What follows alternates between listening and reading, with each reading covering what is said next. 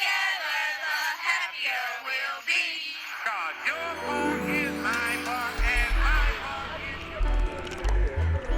Oh my God! Good morning.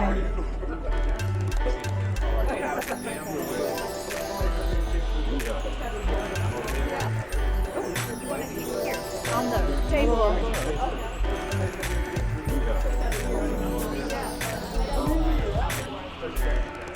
I've never been here, and it has a really rich history, and Helen is going to share some of that with me.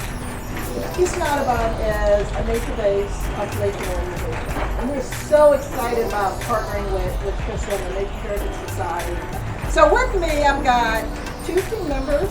Zoe's part of our education team, and Kathy runs our Birdcalls communities program. Feel free to. They were all back then, as y'all know. Well, these people were all connected. And so fortunately, they developed the land, sold the minerals, and made money off of that. They decided not to develop this piece, and it's beautiful. I mean, it's still there, it's untouched, right? And you're gonna see some oak trees a little bit later that are just majestic, that are pretty fascinating. That really will take you back in time. It's gonna probably feel like you were in the 1860s.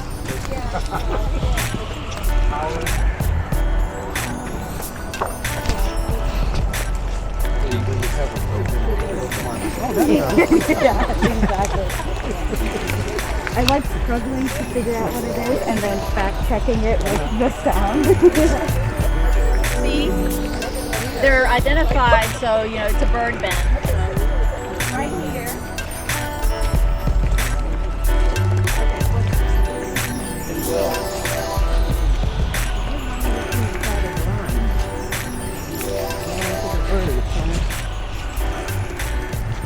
Okay, so. On this side? Yeah, you get on this side so the birds can't see you. I just want you to know how it looks to the birds.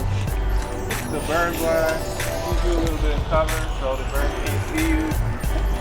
I guess that's As he told us, this is the side that you peek through. Okay. Yeah. But I guess you could go on the other side. Of a leg with soda. And you see some of the birds that they've already kind of helped you identify. Yeah. The blue jay, you've probably seen it in your backyard or in your green belt. Yellow-rumped warbler male. I guess the male has the yellow? Yeah. Okay. So they call it a yellow-rumped warbler. They call that a butter butt. It's got a yellow feathers right at the base of the tail. Oh. Looks like a piece of butter. So its call sounds like it's made. Phoebe. Any questions, guys, before we... Yeah, Bruce, is that you?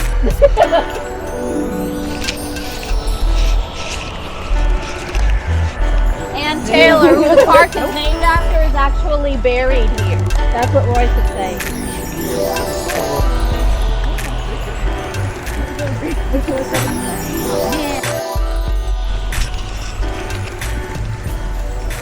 As you can see, the park is pretty much in a natural state. They don't do much. And here's the grave site of Mrs. Taylor. The husband was originally buried here, but then they moved him to Glenwood. The Yeah, you know where the elite have their. that's what Howard Hughes is. That's where Howard Hughes is. Yeah. They used to be everywhere. Yeah, this is good. This is comfortable. We're all together. We're all together. It was something we did in the trees up there. Oh, and here. That's exactly what happens. You see movement, and then slowly watch it. You get the monoculture. That's exactly how you do it. Look, that's awesome. the way this fun. So now birding takes a little patience. You know, not as much as fishing though. If you Yeah, let's go back to the trail. I'm gonna make all the way around. Get the wetland. And make the loose past the live oaks.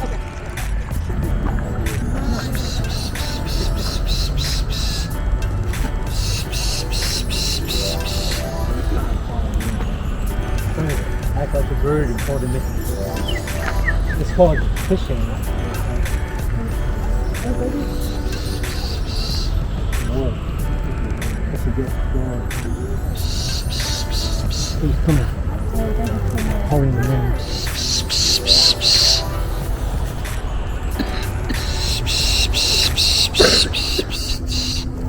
Getting closer.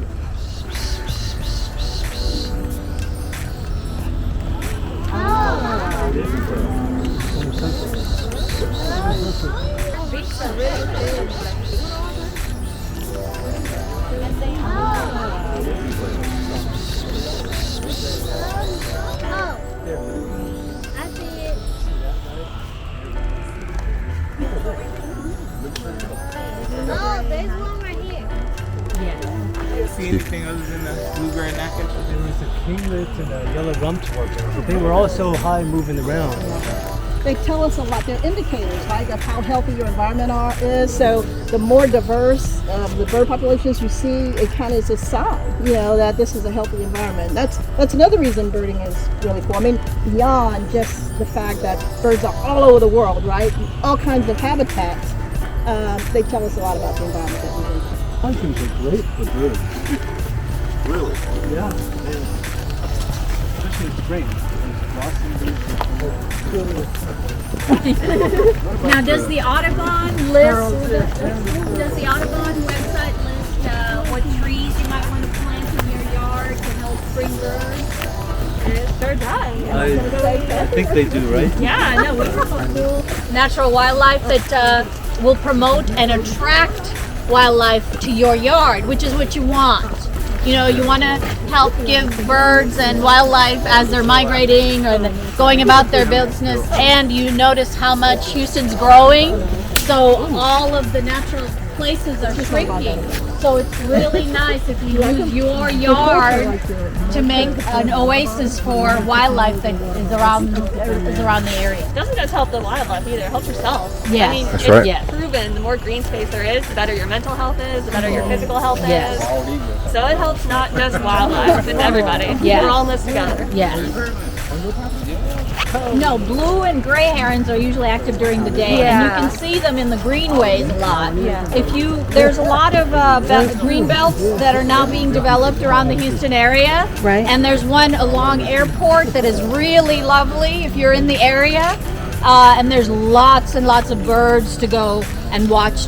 Even now, you can see herons, seagulls, and different types of birds. We're gonna try and do a bat walk, guys. I didn't even know we had access to bats here in Houston. You hear about the ones in Austin, but we didn't know about I didn't know about the ones here. So we'll plan a bat walk with Audubon. We'll hit them up and make them. And then that's another big benefit of birds is that they'll eat berries with seeds in them and help us spread that plant diversity in other parts of. And that's another function of birds. They help disperse seeds.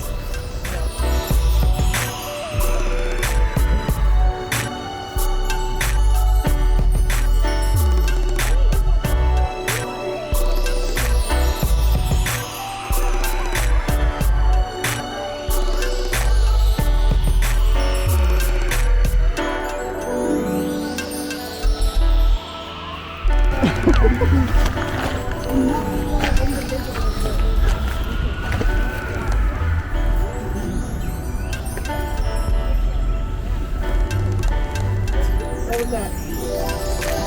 They're right here. There was a cardinal.